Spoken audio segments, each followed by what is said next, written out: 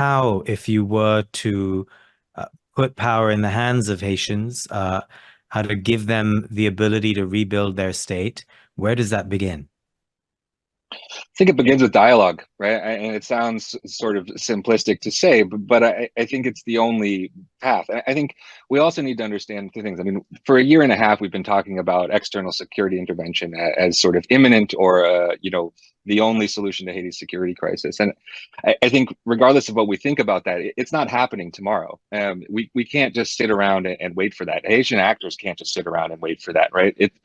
It needs to be about what can be happening now. And I think that process needs to start with a dialogue. And it's not just a dialogue amongst seven people with CARICOM to form this council. It's a dialogue across the country, right? This is not just Port-au-Prince. This is a big country with interests all over the provinces and big things happening. And how can you bridge these long-standing gaps, right? This gap between urban and rural, between Petionville and Upper Port-au-Prince and the sort of popular neighborhoods downtown, right?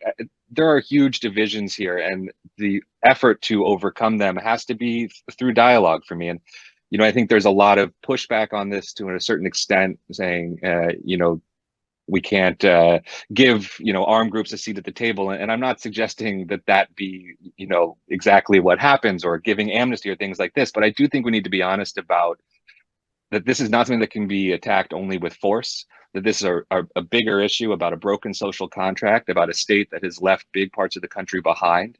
And if we're trying to bridge those gaps, we're trying to get at the root causes of what generates this instability and empowering the Haitian people to actually take charge of their state. They need to actually be a part of that discussion in some meaningful way. And So, so what Jake, I mechanisms can have be to say though, to open that up? I get that, and Jacqueline, maybe I put this to you. I get what Jake is saying, but aren't there many steps before you can get to that stage? I mean, with gangs running amok across Port-au-Prince, what kind of international intervention is needed, and how would such an intervention be legitimized or seen as legitimate by Haitian people? I think the first thing today is security. I mean, the average Haitian they want security. They want to be able, you asked me a question in the beginning, they want to be able to wake up in the morning, and not panic.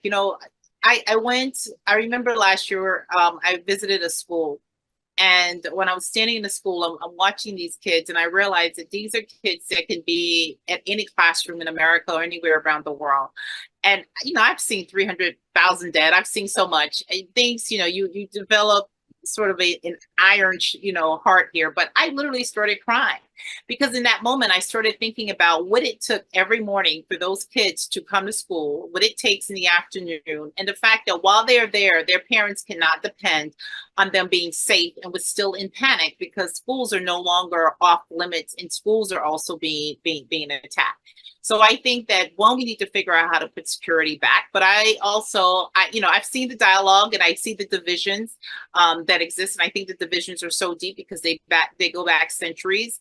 And my argument to what Jake would say to be institutions. We need to start to build institutions in this country because we've had them. And when you start to put institutions in place and you really provide them with the support, then they can start to do the work, the grassroots work in these various communities and figure out how in this country of many realities, we find a way that we can continue to move forward together, even if we don't agree and we still have our divisions.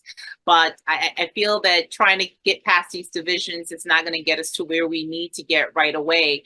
We need to deal with security and institution building.